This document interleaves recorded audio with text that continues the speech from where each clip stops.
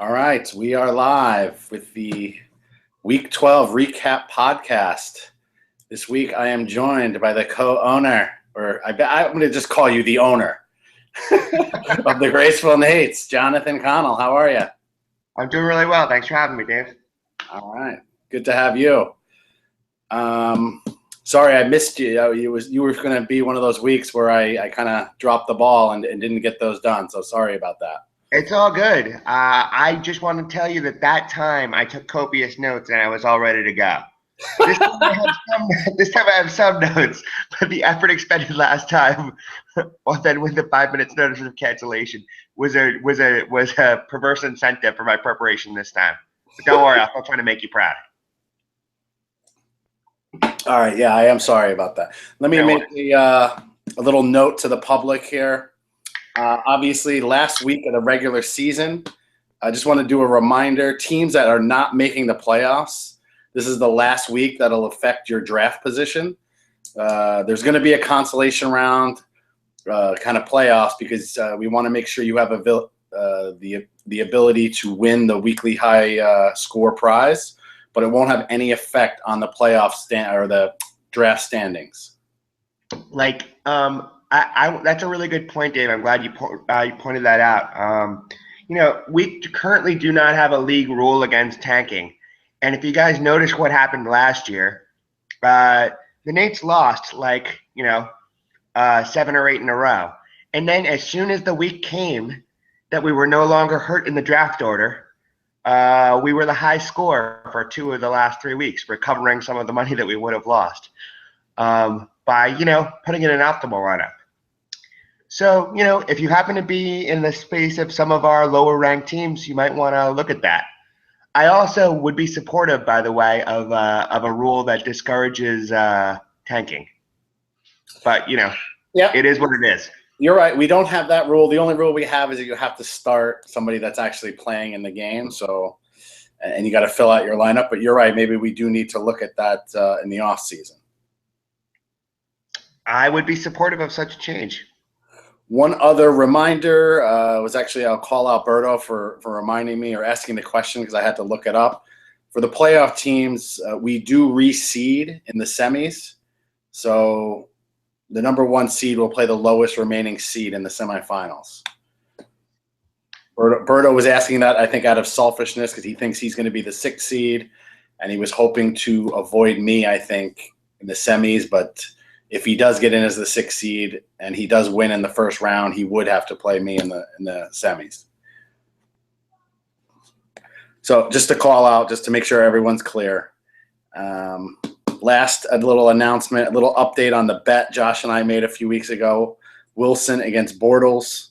Before I make the update, Jonathan, what did you think what side would you have been on rest of season 2 weeks ago, Wilson versus Bortles? I gotta tell you, I'm just not a Bortles believer in the talent. It was a much easier debate when you guys were debating Cam versus Wilson. I'm not a big Wilson guy, but I'm more bullish on definitely Wilson for the overall talent for the next few years. This is a dynasty league.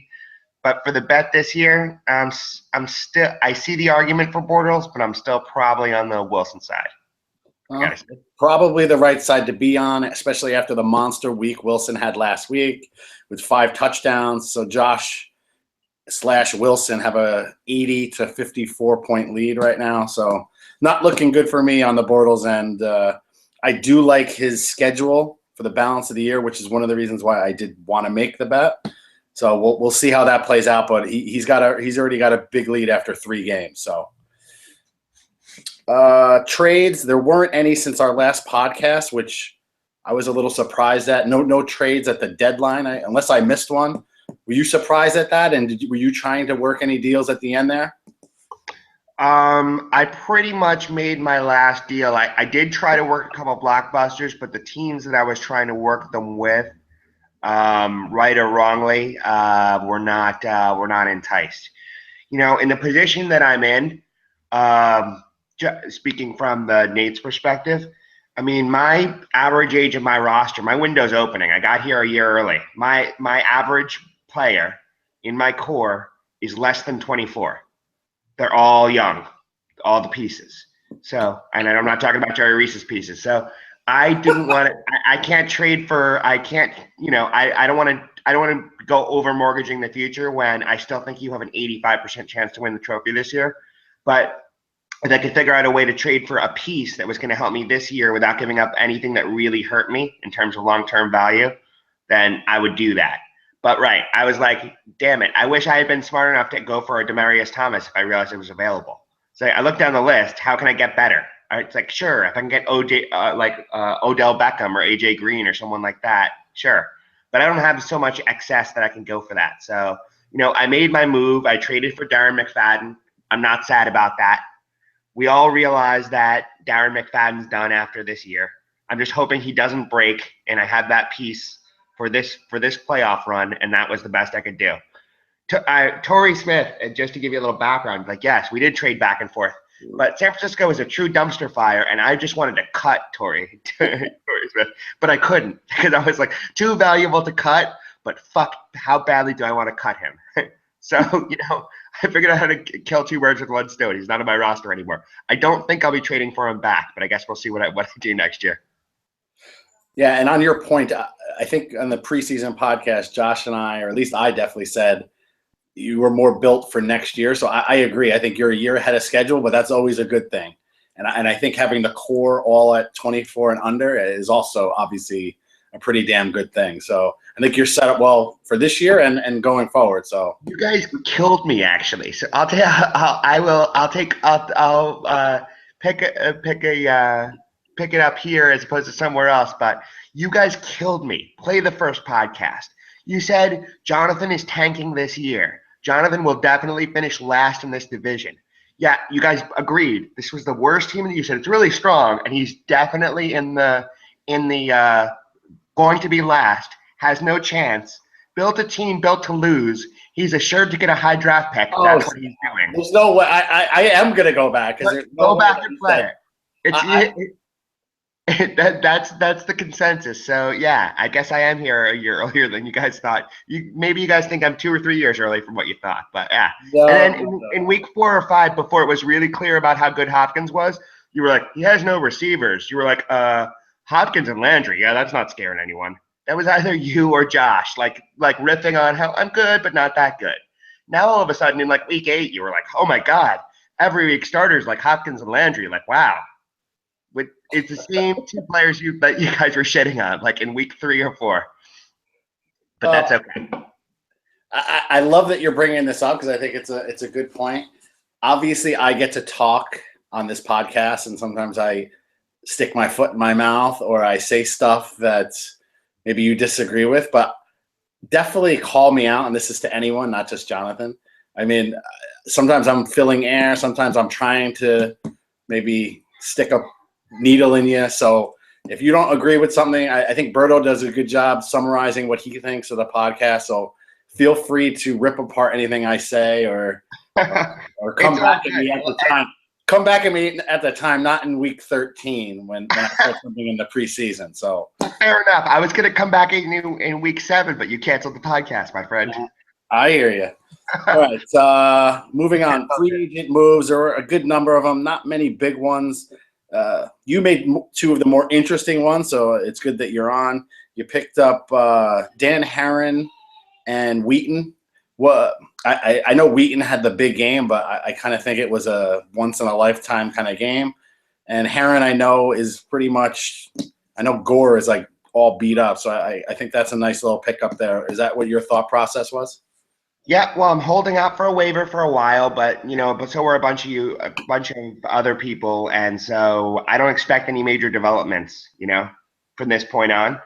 I had arguably the handcuff to Murray, but even the handcuff to Murray is not that valuable because the Raiders are so bad that if Murray gets hurt, I'll probably play one of the other flex players before I play the sub for Murray.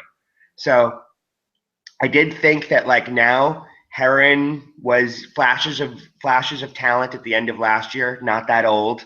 Now with Bradshaw out for the year, Gore beat up. if Gore gets hurt, Heron is playable, and it's possible he ends up as a handcuff or a useful player next year. More possible than Alawali or whoever it was that I dropped, whose value was really only as a handcuff for Latavius Murray, and probably not a long-term player. Yeah. Then with Martavius Bryant, it's totally probably a fluke. Wheaton, you mean? I'm sorry, with Wheaton, it's like totally probably a fluke, but what if it's not? Sometimes you get one of these guys who's like kind of young, light bulb just comes on, last 2 or 3 weeks of the year, next thing you know, they're a hot ticket. He was as good a bet as anyone for someone everyone knows is talented and never did anything before. I felt better on that bet than I did holding on to the Indiana kid that Berto was holding forever. Cody Latimer. Yeah. Yeah, I mean, I love that you do it. I see you making your moves each week. I like that you take flyers. I think that's how you end up hitting on some. You get those lottery tickets every once in a while. So I like making those moves myself. So I think they're decent moves, not only for this year for depth, but maybe you hit that lightning in a bottle and one of these guys breaks out. I mean, if I was every guy who's in the bottom third of this league, I would be doing that. I'd be flushing veterans that really aren't that useful for anything and looking for young guys that might be something. Shh. Don't give away the secrets. No, just kidding. I completely agree. I mean, I look at some of these teams. I can't comprehend some of the people that are on these teams. I mean, we have people holding 3 tight ends and 4 quarterbacks. I don't get it. Like, what can you get from holding the 14th and 17th best quarterbacks? It's not. Yeah, I've mentioned it a few times. Schraub is still holding Ray Rice. I mean, even if he comes back, is he going to be any good? Doubtful, but probably the best move since the last podcast was Stiff Arm picked up Spencer Ware, who I would have liked to grab myself, but I had a waiver claim in for him, but he had a higher priority. So yep. Spencer Ware is a nice pickup. And the thing about that move is the end of an era. He dropped Peyton Manning for Spencer Ware. It is the end of an era, but things change very rapidly. But, I mean, remember, I think I might have had Peyton Manning at one point. But after he had that neck injury, we all debated, like, is it over? We thought it was over for Peyton, what was that, 3 years ago, 4 years ago? Yeah. And it just wasn't. There was a rebirth. Now, Peyton says he wants to play that next year. What are your thoughts on that? You think he can come back with somebody else, or is it just over now? I mean, or are you not allowed to say because you want to pick him up under the radar? No. I don't want. I definitely don't want to pick him up. I don't know. I guess there are teams that have shittier quarterbacks than a beaten up Peyton Manning. That's the sad part of it. Maybe he could improve a team. I think he should just retire, but I don't think he will, unfortunately. No, he told people he's going to play, and somebody will give him a job. With my luck, it'll be the Jets. We love, terrible retreads. It can be like the Favre era, part 2. Just get like an old guy who's not good anymore who doesn't want to play for us, and we'll all buy jerseys. Because, I suffer your affliction of being a Jets fan. One other thing I want to bring up, since it came up, Rick, Josh, Berto, and I were texting, and Rick was wondering how he didn't have the top waiver pick because he hadn't made one in a while, and Berto had been making all these picks, but somehow he had the top pick. So just to clarify that, we do waivers each week. It's rolling, so your order stays unless you make a pick. If you make a pick, you roll to the back of the line. After waivers run that week, there's free agents, and free agent can be picked up, and it does not affect your waiver order.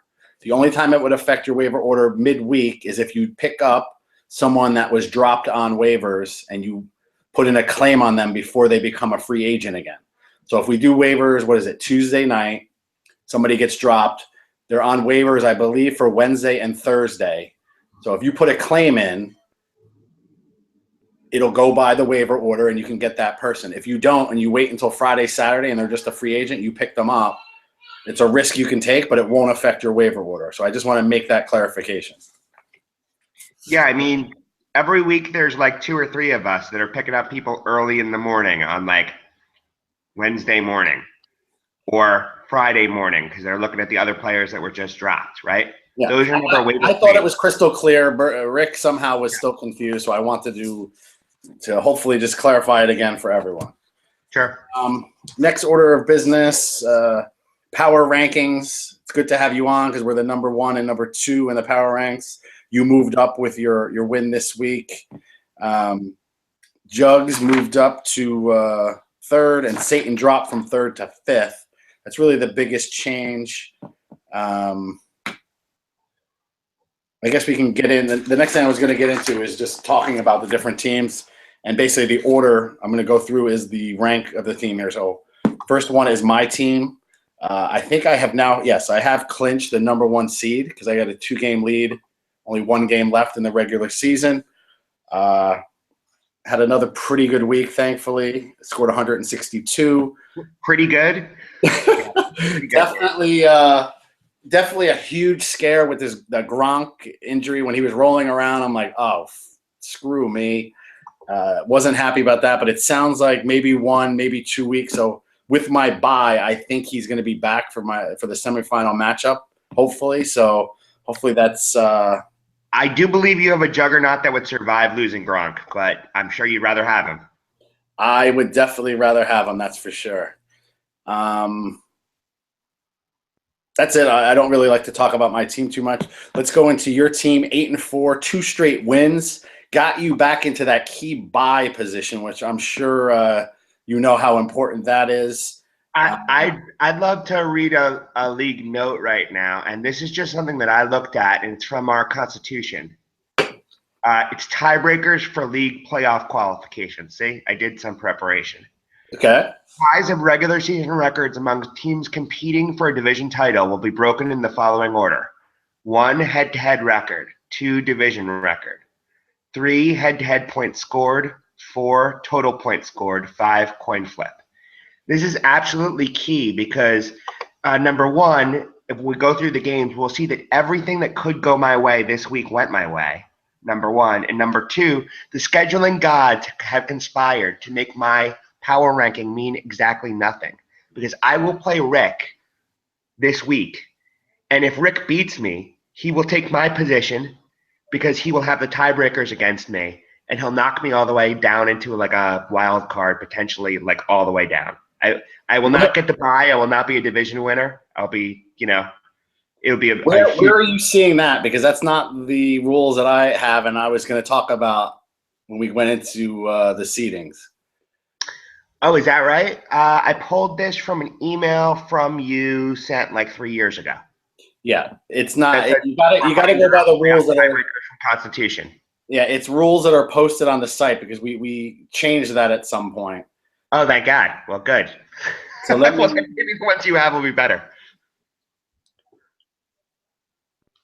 Yeah, standings tiebreaker. Ties in the standings are resolved in this order: winning percentage, total points, then head-to-head, then division record. Yeah, we realized that total points has to be the first tiebreaker. So at some point we had amended that rule. Oh, awesome. So I'm in good shape.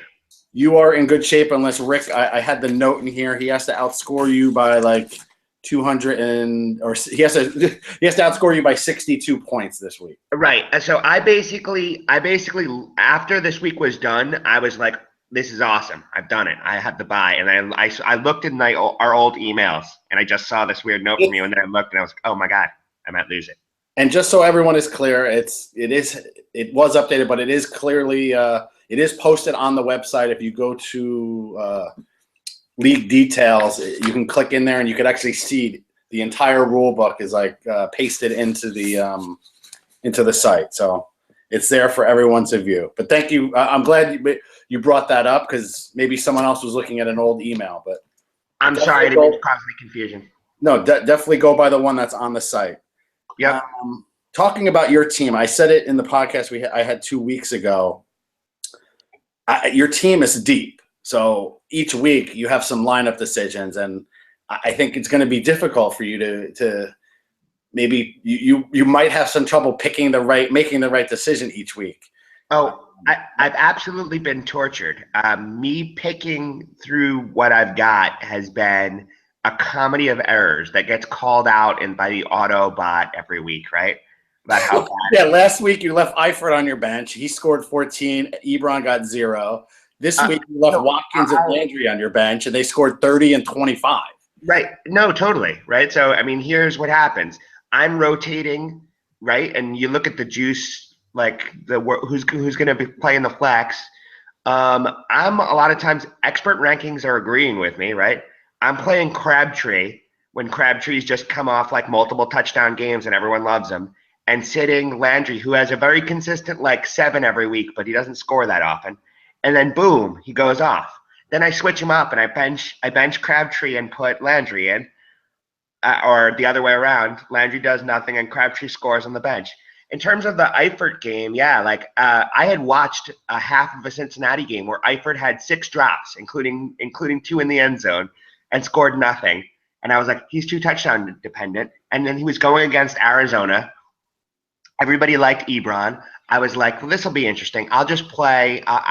Because of the defensive matchup and the offensive matchup, I'll play Ebron. And it got killed. I leave 2 Eifert touchdowns on the bench. Then it's like, great. You said on the podcast the other day, how can anyone ever play Jeremy Hill? Like, this guy should never start for anyone anywhere. I bench him. I play, a wide receiver. He scores 2 touchdowns on the bench.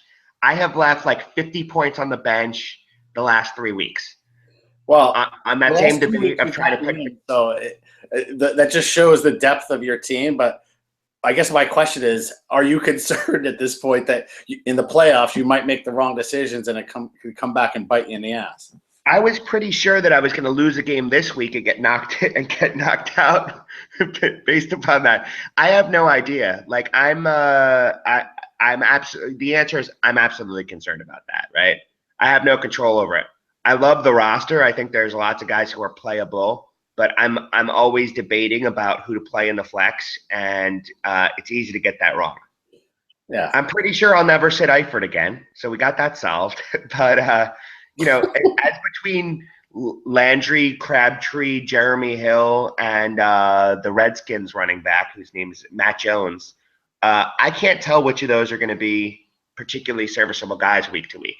They all have like the potential to score between 5 and 21 without much explanation about who's going to do what at what time. Yeah, I mean, I have similar situations, but I have pretty much a set lineup. Like this week, I don't know if I should be starting like it's West coming back, but I think you have it even worse than me because I think some of my guys are like a notch above, and then I still have good players I think would start for any other team in the league. Except maybe yours, and I can't start them over the other guys just because. You're absolutely right. Your guys have higher floors. Yeah. Right. So even if you do badly, you're gonna like walk it off with a 9 and call that a shitty game for some of your guys. Yeah. Whereas if I play Jeremy Hill and he shits the bed, he's gonna put up a 2, and I can't really have that in a key spot. Yeah, but so, again, I think. Actually, no, I don't think you definitely don't. You have the division locked up. Unless Rick crushes you by 62, but you don't have the bye locked up. Because you could lose to Rick by 5, and you're still going to win the division.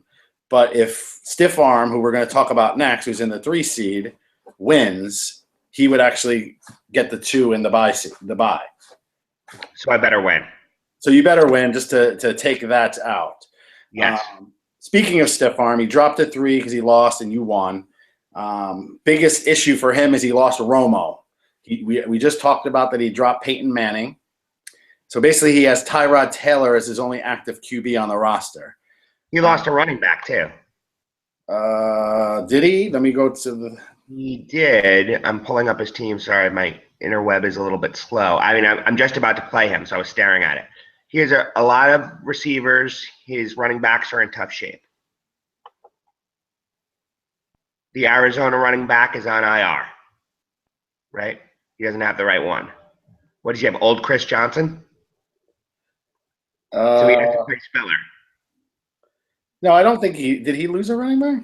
Yeah. That was Rick lost. Oh, I'm sorry. I was talking about Rick. You're talking about Stiff Arm. Oh, yeah. Sorry. I'm talking about Stiff Arm. Yeah, okay. So Stiff Arm has Tyrod Taylor. I don't believe, and I'm going to look at his team right now since I pulled it up. Yeah. He didn't pick up. He doesn't even have a backup quarterback. And I don't think he's got Cousins, Gabbert, Hoyer, and Schaub are pretty much the guys available. I don't think that's going to get it done if Taylor isn't the answer. So with his team that he has, can Taylor bring home can he do a playoff run and get a championship, or what's your view on stiff arm? I think that I wouldn't want to have to rely on Tyrod Taylor. I don't hate him, but he's not a championship quarterback. He's gonna lay an egg one of the games. He will not be good every week. And on the team overall, I just don't. I'm not. I may eat my words here. It's definitely a playoff team, but I don't love this team. You know, I don't think it's. I don't think it's as good as some of the teams in the Syracuse division. He's got a nice record, but I think it's potentially problematic.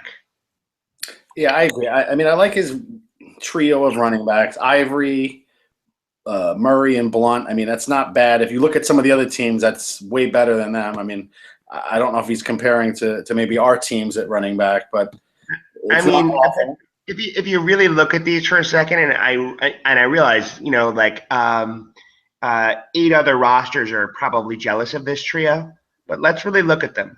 Ivory hasn't been very good since week 5. You know that. You're a Jet fan, right? Yeah, unfortunately, I do. He really hasn't been. And then you have a problem with Blunt because sometimes they decide to just pass the ball and not really run it. You're playing with a New England running back, and it's just dangerous because sometimes Belichick's just going to be like, we're not running the ball. We're just going to use, James White or Deion Lewis, whoever is catching passes, and that's it. And Blunt could end up with 5 carries. And then the other problem is DeMarco Murray is a great back, but Chip Kelly is also weird. He may just decide, either because of injury or because of weirdness, that he's going to just give Ryan Matthews a million carries or one of the other running backs.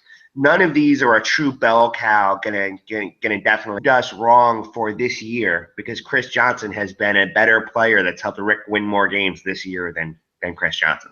So if Rick was like win it all now, then Chris Johnson was a good waiver ad, which I'm pretty sure who he got. And it's a fine line because you're right. When do you give up on the season? But I don't think Rick was ever set up to win the whole thing this year. Like, I don't think he had the team to ever – and I'm not trying to blow my own horn. I don't see him beating me. I don't see him beating you. Like, we'll see this week. But in a playoff matchup, I just don't see his team stacking up. But maybe he'll prove me wrong and beat you this week. If all his receivers go off, which they probably will, it's, that's my luck, then he certainly can, If Greg Olsen, that's arguably the number 2 tight end. It's either Olsen or Eifert, right? He could have a huge game. Sanders could have a huge game. So could Baldwin, Jackson. These are just players that have variability of between putting up 2 points or putting up 20. But Rick just destroyed me in week 1 or 2 this year, maybe the second week. He put out like 140, hung 145 on me. I know because I checked the head-to-head because I thought the seeding might get decided on that. So he certainly has the ability to beat me, and if my luck plays out the way it's been playing out, then something like that will happen, combined with me leaving 30 or 40 points on my bench. Yeah. So it's not a bad team, but I don't think I don't expect it to win the title this year. Yeah, and I know Rick will say flip-flopping or whatever, because a few weeks ago we said, or someone said, I think it was Berto, or it's basically the same team. It was smoke and mirrors last year. It is a better team. They have performed better, but he still doesn't have the running backs in my mind to get it done. I still think this is a running back team oriented league. You have to at least start 1 running back in your flex, if not 2, in my mind. But that's just my philosophy. It doesn't work for everyone, I guess. Well, there aren't enough running backs for everyone to have 3, but I agree. You pretty much have to have 3 if you're going to win. I've never seen injuries like this in any season I can remember. This is the most injuries in 5 years. So it's so important to have waiver claims and own handcuffs and such. Yeah, more than it's ever been before. But absolutely. Back to Berto. Basically a win and they're in just because they have a pretty good point total.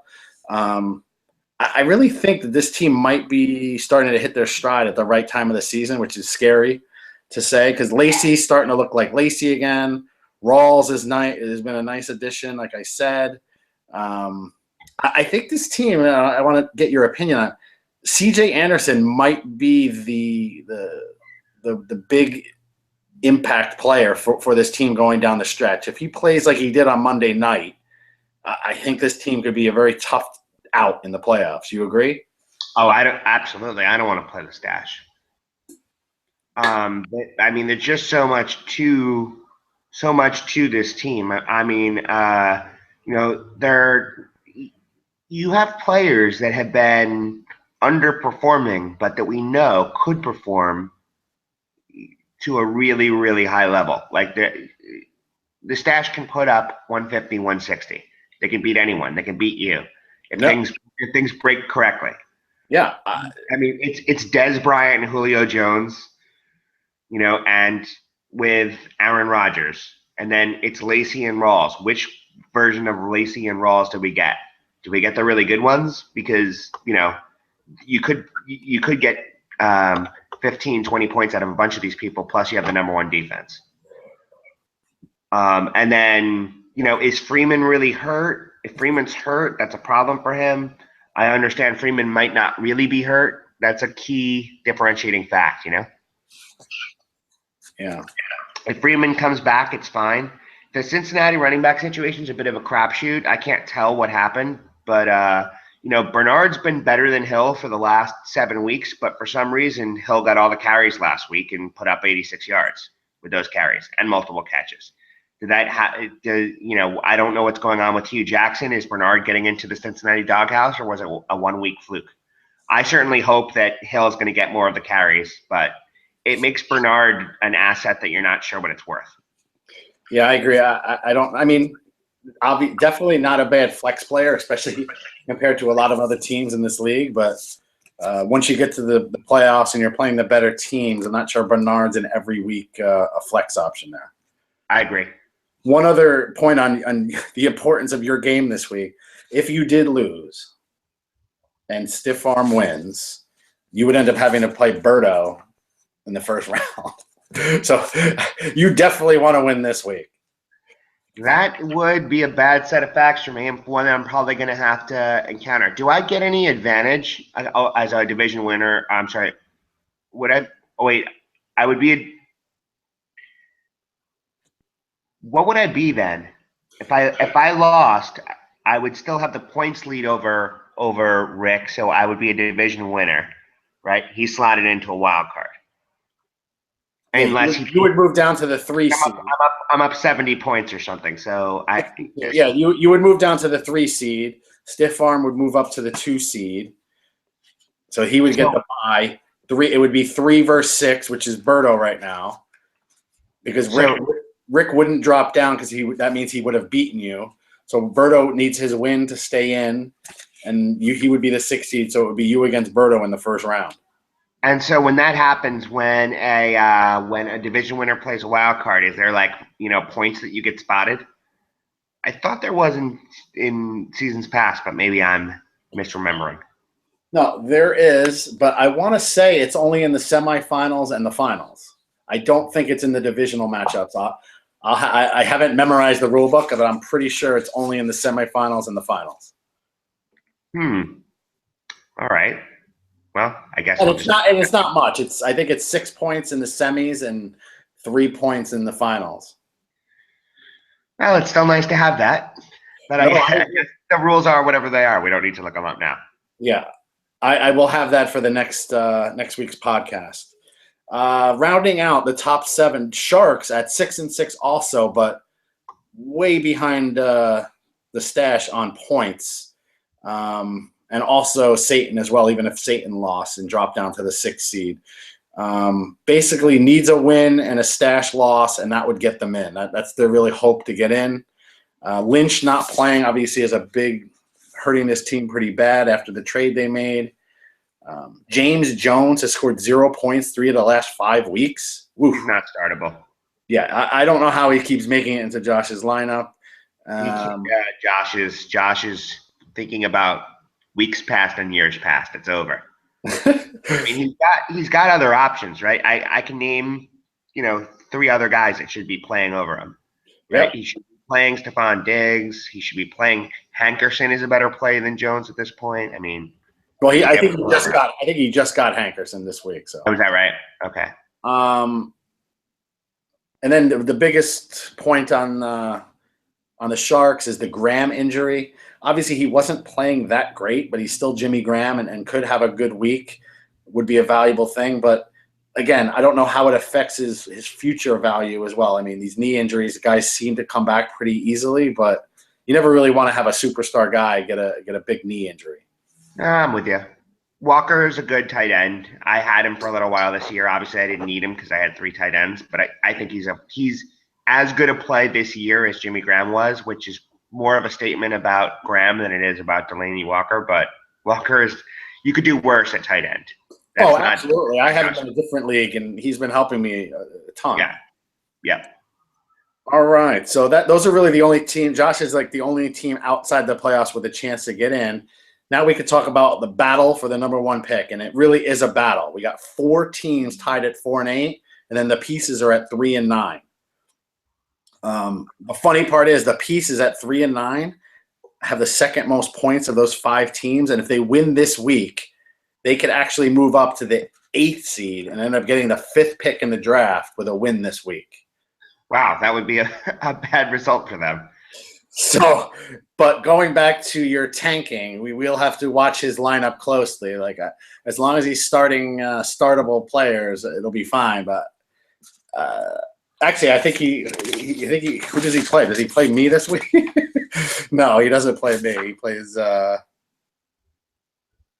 Who does he play? I thought he was playing one of the top teams. Oh, he's playing Stiff Arm. So Stiff Arm. Yeah, so Stiff Arm's going to win that. He's minimum a 3 seed. He's just depending on this roster can't beat Stiff Arm. Yeah. Well, I was just saying I thought that was funny that he could get the 5th pick if he won this week.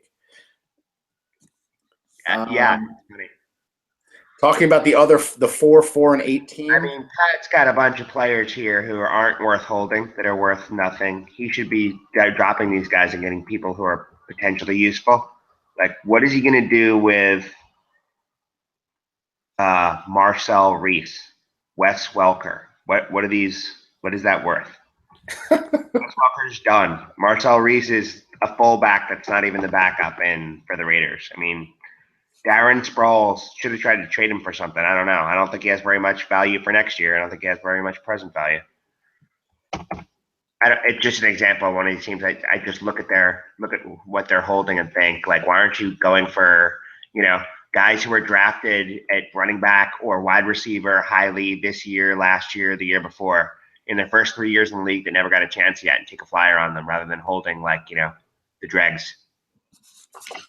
I hear you. It's a good point. I don't want them to do that because then there's one less player on the waiver wire. But okay, I won't say it again. I've already said it twice. I do hear your point. Well, no one else hears it. Hopefully, they don't listen to this podcast. There's 4 teams at 4 and 8. Really tight battle. Hugh Jassel lost the last 2 games, but their biggest issue is they have the most points of these 5 teams. They've had, again, I think I pointed out on a few other podcasts, they were tough luck loser, I believe, at least 3 times this year. So they actually could be in it to win it had those games gone the other way. Spinning Llama. I actually looked at the points against, and he's had some tough luck. I mean, I like this roster. I would say as well, if I had been a little luckier, I would have had a few more wins in the sense that I am leading the league in points scored against.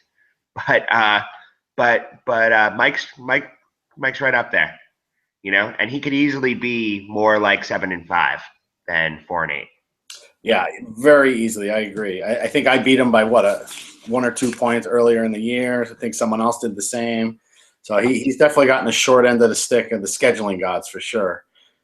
The Spitting Llama, they're kind of screwed because they're facing me this week. So it depends on how you look at it. Maybe they are looking for that number 1 pick or a higher pick. So maybe that is a good thing. I'm just pausing for a second to look at Cody's team. I mean, it's a good core. Oh, This team's going to be good. Like, I don't really know what it's doing at quarterback in the sense that I'm not a big Bortles believer long term, and I don't really know what Stafford is. But when Mike Evans and Amari Cooper, I mean, he just really, I don't know what to make of Carlos Hyde, but Lamar Miller's still going to be good for a while. Plus, he actually does have a lot of young guys who could break out. yeah, absolutely. I mean, he said it from the beginning. He's on the 2017 plan. He came in with that attitude. I think he's maybe hoping that it happens like you did, and maybe it's a year early next year.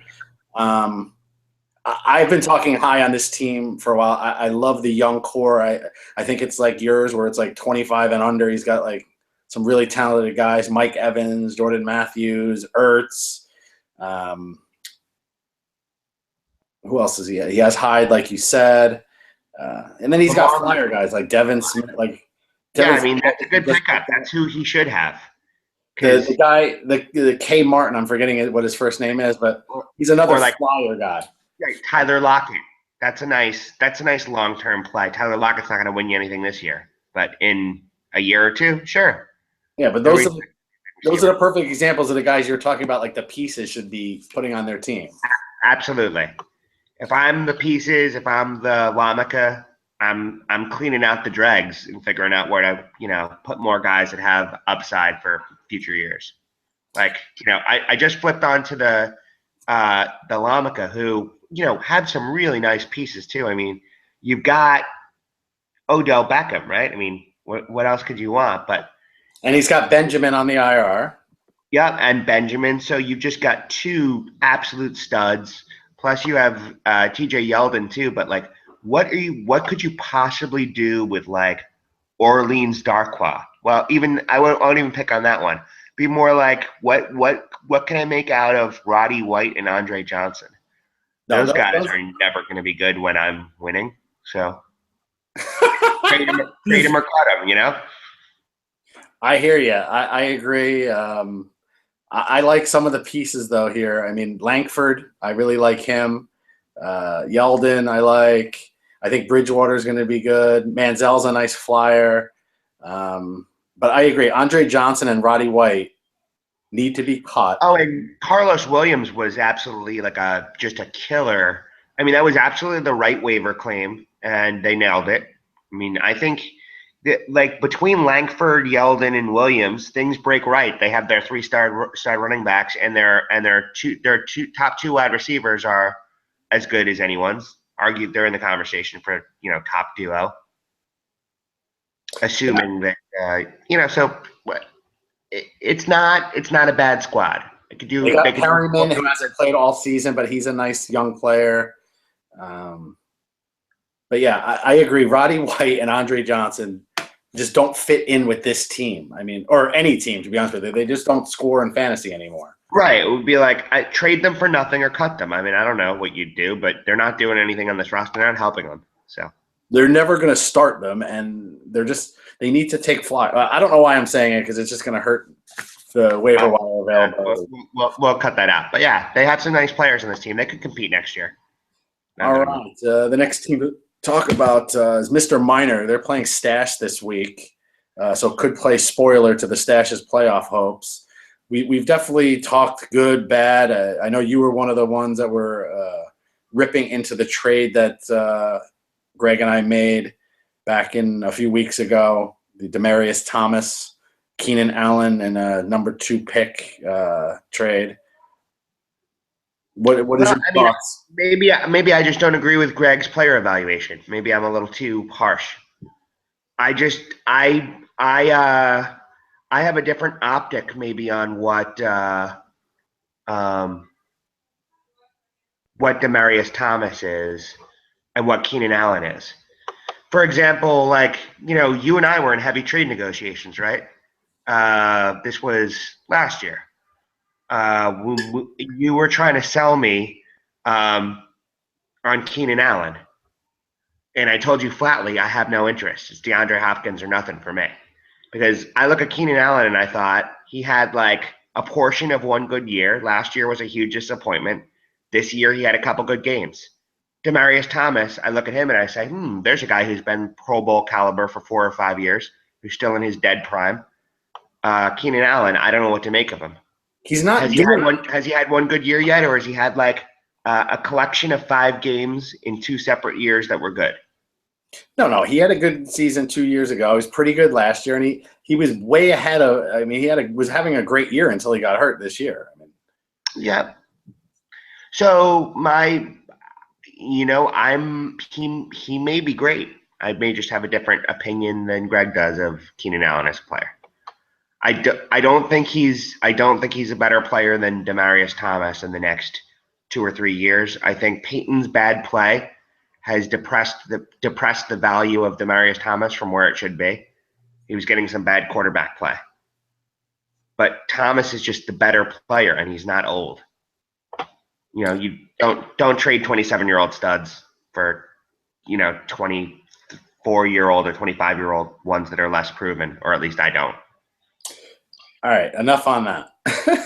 But let's talk about the core here, because I think he does have some good players. I think he's still obviously a few pieces away, but I love the Luck-Carr combination at quarterback. I think at some point he could probably trade one of them for some really good value. I like the wide receivers I like the AJ Green, Keenan Allen, Hearns 1, 2, 3. I think that's a nice 1, 2, 3. Running back, he's got Tevin Coleman, who I think is going to be good going forward. I like he's got David Johnson. I also think he's going to be pretty good. After that, I like Funchess. He's a nice young player with some talent. After that, not loving it that much. I mean, Gore's at the end of his career. I don't know how much more you can get out of Mike Wallace. I don't know what he's going to give you. Anquan Bolden is currently caught in the San Francisco dumpster fire, but he's old enough that it may be over. Look, I agree. And I'm maybe being a little too hard on Keenan Allen. Keenan Allen and AJ Green together, that's nice. That's and Hearns. I feel like Hearns is now stepped up. I mean, he's a big, fast receiver on a team that likes to pass the ball. I mean, you don't like Bortles? I don't. I like Bortles. So I'm taking a wait and see approach. I'm not saying that I hate him. I'm not sure about Hearns yet. I'm less sure about Hearns than I am about Keenan Allen.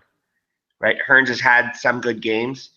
This could go one of 2 ways. I mean, he could show up next year and get 1,100 yards and 8 TDs, or he could get 475 yards with 4 TDs, and both things would be like equally as likely for me. I just can't tell who Allen Hearns is as a player. He could be that guy who goes off once every 4 games and does nothing the other games, or a guy who actually is reliable. So, I mean, we'll see. The upside is there. So, would I like to have that player? Yes, but I don't know if I'd quite put him in as a stud.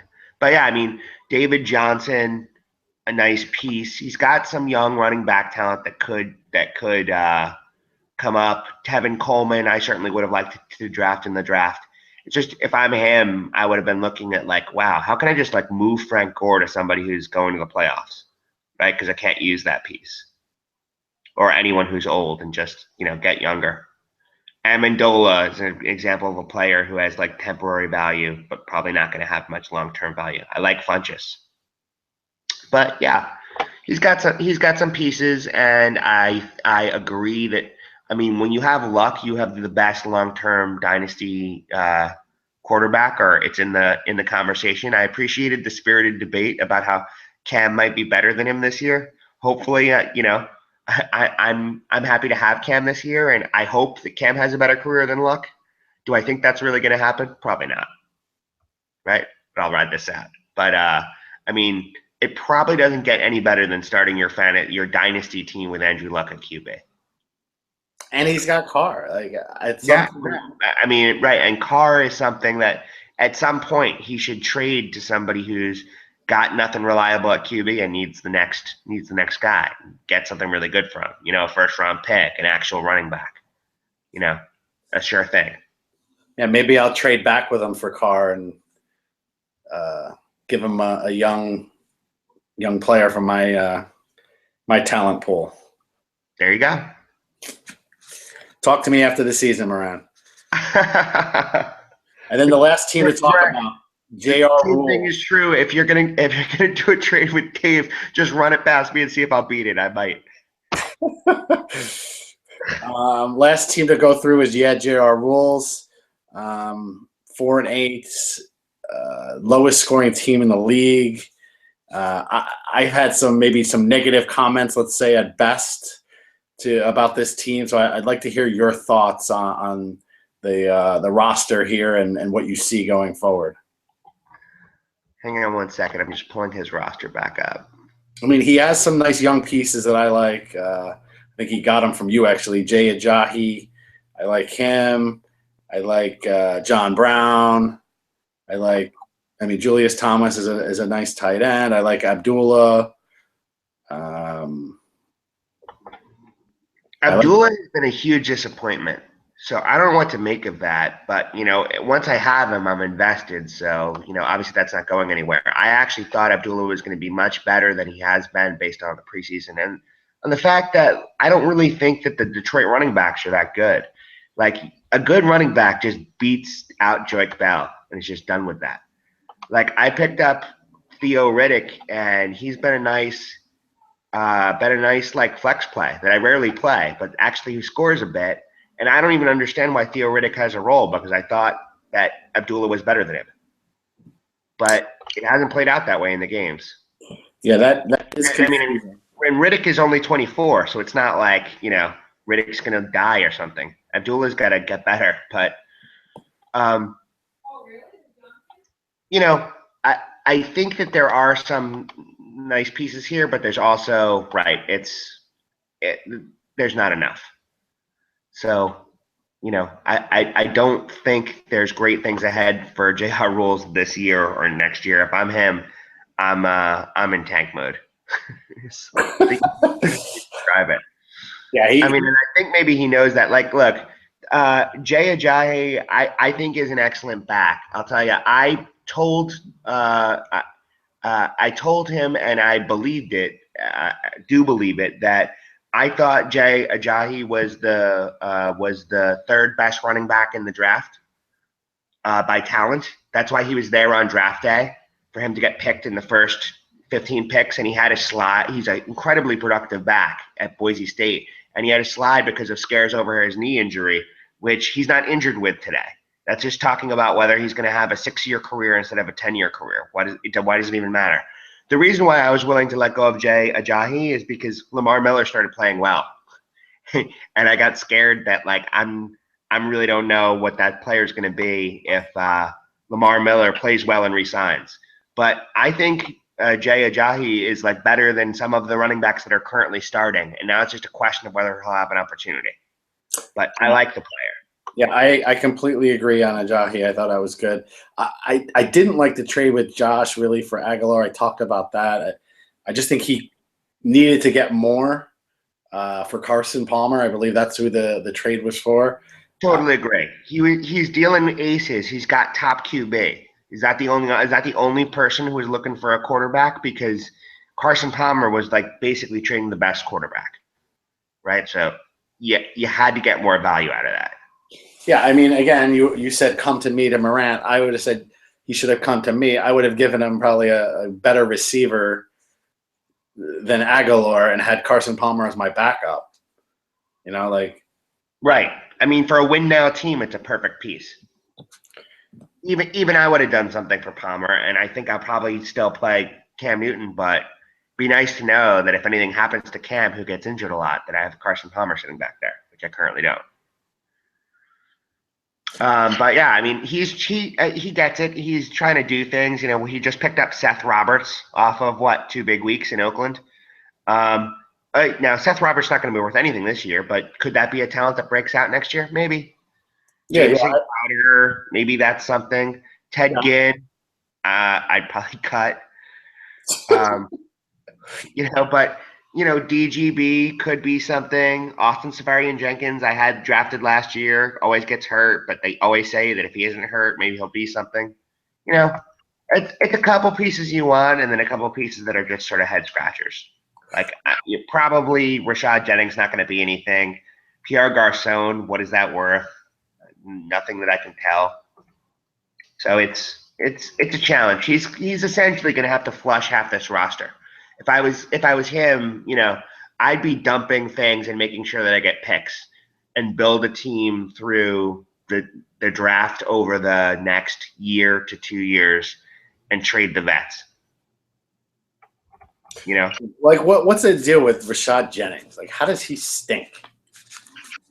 I don't know. I watch. I'm a Jet fan, but I watch the Giant games, and Rashad Jennings is awful, and he's not young, so it could be that the Giants O-line is not good enough. But any way you slice it, you're not going to get very much run out of Rashad Jennings. Julius Thomas might have just been a creation of Peyton Manning. He's done nothing since he's been out of there. And Bortles, you love Bortles, so why does Julius Thomas suck? But he seems to. So I don't know what to make of that either. Yeah, the Cutler Rivers combination just doesn't work for this team either. Oh no, they're old. They need to get. This team's not going to be ready in time. By the time these guys will be retired, by the time this team's ready to compete. Absolutely.